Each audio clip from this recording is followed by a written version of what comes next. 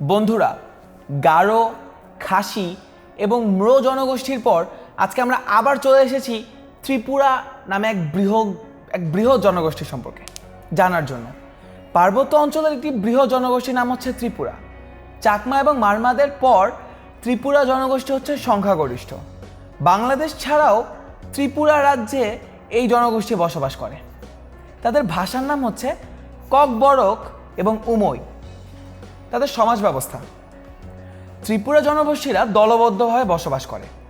তাদের দলকে দফা বলা হয়। মোট ৩৬টি দফা রয়েছে। এদের মধ্যে বাংলাদেশে ১৬টি দফা বাস করে, বাকি ভারতের ত্রিপুরা রাজ্যে বাকি ২০ দফা বাস করে।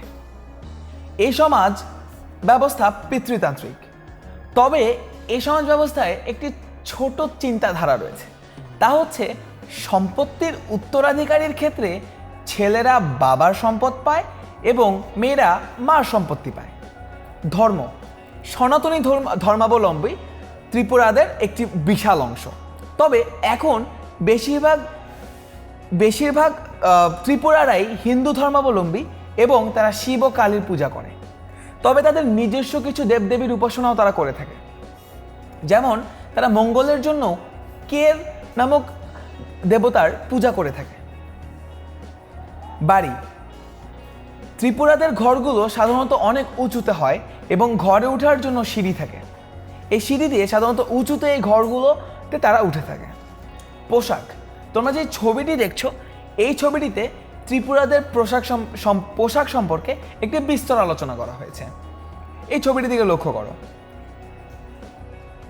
ত্রিপুরাদের মেয়েদের পোশাকের নিচের অংশকে বলা হয় রিনাই এবং উপরের অংশকে বলা হয় রিসা।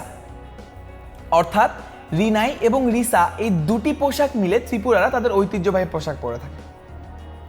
মেয়েরা নানা রকম অলংকার পরে থাকে। এখানের ছবিতে তুমি ত্রিপুরা মেয়েদের পরা বিভিন্ন ধরনের অলংকার দেখতে পাবে, যেমন হাতের বালা, তারপরে হচ্ছে পায়ের বালা, পুতির মালা এবং কানে নাতং নামে এক প্রকার দুল তারা পরে থাকে। ছেলেরা সবার মতোই ধুতি এবং গামছা, লুঙ্গি, জামা পরে থাকে। চলো এখন তাদের উৎসব সম্পর্কে একটু জেনে নিই। ত্রিপুরা সমাজে জন্ম, মৃত্যু, বিয়ে উপলক্ষে নানা ধরনের আচার অনুষ্ঠান পালিত হয়। তাদের সবচেয়ে গুরুত্বপূর্ণ উৎসব হচ্ছে বিশু। বিশু হচ্ছে নববর্ষের উৎসব। এ সময় ত্রিপুরা নারীরা মাথায় ফুল দিয়ে সুন্দর করে সাজেন এবং তারা সবাই গ্রামে গ্রামে ঘুরে বেড়ান এবং আনন্দ করে। আজকের মতো এতটুকুই। শেষে কুইজটির উত্তর দিয়ে যাচ্ছি।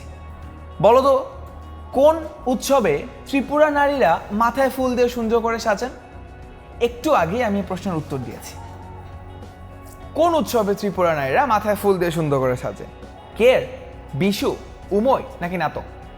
যদি প্রশ্নের উত্তরটি জেনে থাকো, যেটি হয়তো বা তোমরা সবাই জেনে থাকবে, তাহলে এখনই ভিডিওটি পজ করো এবং প্রশ্নের উত্তর কমেন্টে জানিয়ে দাও। উত্তরটি হচ্ছে বিশু উৎসবের সময় ত্রিপুরা নারীরা মাথায় ফুল দিয়ে সুন্দর করে সাজায়। আজকের মতো এতটুকুই। 10 মিনিট করে সাথে থাকার জন্য অসংখ্য ধন্যবাদ।